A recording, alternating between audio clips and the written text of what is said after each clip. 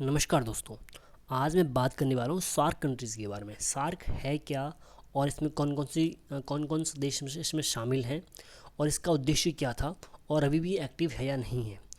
तो इससे जो क्वेश्चन आते हैं, इससे क्वेश्चन अभी भी एग्ज़ाम में काफ़ी पूछे जाते हैं और जनरली एक क्वेश्चन आ ही जाता है मेंबर कंट्रीज़ से। तो चलिए इसके बारे में बात करते हैं। अभी जो आप ये मैप देख पा रहे हैं, इसमें जो ग्रीन कलर का जहाँ जहाँ आपको ये मैप दिखाई दे रहा है, वो सारी की सारी कंट्रीज़ सार्क हैं। इसको हम और अच्छे से देखने की कोशिश करेंगे आगे आने वाली स्लाइड्स में। अभी हम बात करते हैं सार्क की।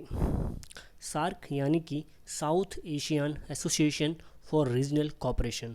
सार्क हिंदी में अगर हम बात करें इसकी, तो दक्षिण एशियाई क्षेत्रीय सहयोग संगठन।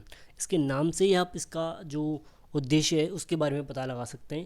लेकिन जनरली हम कह सकते हैं कि जिसका उद्देश्य था, इसका उद्देश्य था दक्षिण एशिया में आपसी सहयोग से शांति और प्रगति हासिल करना। अब शांति और प्रगति पाकिस्तान के होते हुए तो कैसे की जा सकती थी। तो अब इसीलिए इसका जो मेन रीज़न है, जो भी ये इतना एक्टिव नहीं है, वो पाकिस्तान ही है। ठीक है, फिलहाल इसके बारे में आगे बात करेंगे। चलिए, उसकी जो अभी कंट्रीज़ हैं, यहाँ पे देख सकते हैं आप। यहाँ पे ये कंट्रीज़ हैं, ये 8 कंट्री अभी यहाँ पे इसके मेंबर कंट्रीज़ हैं। अफ़गानिस्तान, बांग्लादेश, भूटान, इंडिया, मालदीव्स, नेपाल, पाकिस्तान और श्रीलंका। अभी आपको मैं एक चीज़ बता देता हूँ कि पहले इसमें जब ये फाउंड हुआ था, उस टाइम में जब फॉर्म हुआ था, तो उस टाइम इसमें 7 कंट्रीज़ थी। अफ़गानिस्तान 2005 में इसमें ऐड हुआ है। ठीक है जी, आगे चलते हैं। हाँ जी, तो सार्क को फाउंड किया गया था ढाका में 8 दिसंबर 1985 को। और जो इसका सेक्रेटरीट है ये काठमांडू में, नेपाल में। तो यहीं पे जो इतनी सी जो चीज़ें यहाँ पे ये इतने से लगभग 3-4 क्वेश्चन बन जाते हैं। क्या क्या कि पहली बात तो सार्क फाउंड कब किया गया था, तो 8 दिसंबर 1985 को। कहाँ किया गया था? ढाका में, यानी कि बांग्लादेश में। और इसका सेक्रेटरीट है कहाँ पे, यानी कि इसका हेडक्वार्टर कहाँ पे? काठमांडू, नेपाल में है। और इसका जो सॉरी इसका पहला सबमिट कहाँ पे हुआ था? इसका पहला सबमिट भी हुआ था ढाका में, यानी कि बांग्लादेश में। ठीक है जी, चलिए आगे चलते हैं। अभी इसके जो सेक्रेटरी जनरल हैं वो हैं SLR रुवान विराकुन। अब इसका प्रोनाउंसिएशन पता नहीं क्या होगा, देख लीजिए आप, और यहाँ पे लिखा भी हुआ है। जो कि अभी 3 मार्च 2020 से लेके अभी तक इसके सेक्रेटरी जनरल हैं। और इसका इस्टेब्लिशमेंट आपको बता ही चुका हूँ मैं, 8 दिसंबर 1985 को।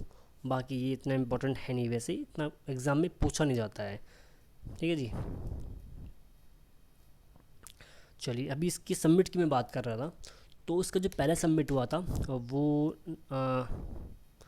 1985 में हुआ था ढाका में। अभी जो इसका लास्ट सबमिट जो बताया जाता है कि लास्ट सबमिट इसका अभी तक जो 20 सबमिट होना था, उसकी कोई डेट है नहीं हमारे पास में। मैंने भी गूगल पर चेक किया था। लेकिन जो इसका 19 जो सबमिट हुआ था 2016 में हुआ था, जो कि इस्लामाबाद पाकिस्तान में हुआ था। लेकिन भारत ने इसका बाइकआउट किया था। क्यों इसका बाइकआउट किया था हमने? क्योंकि आपको याद होगा कि 2016 में उड़ी अटैक हुआ था। तो उसके चलते हम इस बैठक में शामिल नहीं हुए थे और हमने इसका बाइकआउट किया था। ठीक है जी। उससे पहले 18 जो सबमिट हुआ था नेपाल में हुआ था, काठमांडू में। ठीक है, चलिए आगे चलते हैं।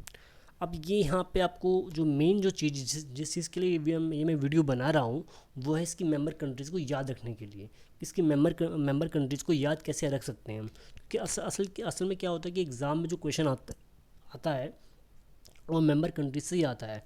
कि क्वेश्चन आ गई इसमें से कौन सा सार्क कंट्रीज़ है या कौन सा नहीं है। 4 ऑप्शन आपको दे देंगे वहाँ पे वो। तो इस तरह से बेसिकली क्वेश्चन फॉर्म होते हैं। तो मालदीव, नेपाल, पाकिस्तान, श्रीलंका, अफगानिस्तान, बांग्लादेश, भूटान और इंडिया, इनको याद कैसे रखा जाए? पहले मैं इनको एक बार मैप में बताता हूँ आपको, उसके बाद में इसकी ट्रिक बताता हूँ आपको। चलिए, यहाँ पे ये आप मैप देख पा रहे होंगे, बहुत आसान है। इंडिया के जितने भी आस पड़ोस के देश हैं, सारे के सारे लगभग सार्क कंट्रीज हैं। देख सकते हैं आप, इंडिया की जितने आस पड़ोस के देश हैं। इंडिया का पड़ोसी पाकिस्तान है, अफ़गानिस्तान है, नेपाल है, भूटान है, बांग्लादेश है, श्रीलंका है, मालदीव है। तो ये 8 कंट्रीज है। बस चाइना को छोड़ देना आप, कि चाइना इसका पार्ट नहीं है। ठीक है जी, और म्यांमार भी इसका पार्ट नहीं है। तो चाइना और म्यांमार, ये 2 चीज़ें आपको ये ध्यान रखनी है, दोनों सार्क का पार्ट नहीं है। अब इसकी हम एक बार ट्रिक देख लेते हैं, उसके बाद दोबारा मैप पे आएंगे और मैप में उस ट्रिक की सहायता से कंट्रीज़ को खोजने की कोशिश करेंगे। तो इसकी जो ट्रिक होगी, इसकी ट्रिक है APNI, यानी कि अपनी MBBS। MBBS एक डिग्री होती है बेसिकली, तो अपनी MBBS कैसे? A से अफ़गानिस्तान, P से पाकिस्तान, N से नेपाल, I से इंडिया, M से मालदीव, B से बांग्लादेश, B से भूटान और S से श्रीलंका। तो ये आप एक दो बार, दो तीन बार अगर आप रोज़ बोलोगे अगर एक दो दिन में ही, तो आपको याद हो जाएगा बहुत इजीली, बल्कि 5 मिनट में आपको याद हो जाएगा, तो एक दिन की ज़रूरत भी नहीं पड़ेगी। बस ये है कि आपको 2 दिन तक थोड़ा रिवाइज़ करना पड़ेगा, क्योंकि असल में क्या होता है कि हम याद तो चीज़ों को कर लेते हैं, लेकिन हम उसको रिवाइज़ नहीं करेंगे तो वो हम भूल जाते हैं बहुत जल्दी। तो बेसिकली ट्रिक क्या थी हमारी? हमारी ट्रिक थी अपनी MBBS। तो A से क्या हो जाएगा? अफ़गानिस्तान, P से क्या हो जाएगा? पाकिस्तान, N से क्या हो जाएगा? नेपाल, I से क्या हो जाएगा? इंडिया अपनी, M से क्या हो जाएगा? मालदीव, B से क्या हो जाएगा? भूटान, B से क्या हो जाएगा? दूसरे B से बांग्लादेश, और लास्ट में क्या? S से हो जाएगा श्रीलंका। तो बहुत ईजी है, इतना टफ है नहीं। ठीक है जी, एक दो बार अगर आप करेंगे तो आपको बिल्कुल याद हो जाएगा। तो ये चीज़ थी हमारी ये सार्क की वीडियो। तो वीडियो देखने के लिए बहुत बहुत धन्यवाद। अगर आपको वीडियो पसंद आती है तो आप बिल्कुल चैनल को सब्सक्राइब कीजिए और वीडियो को लाइक कीजिए। Stay tune, stay safe. Thank you very much, bye bye.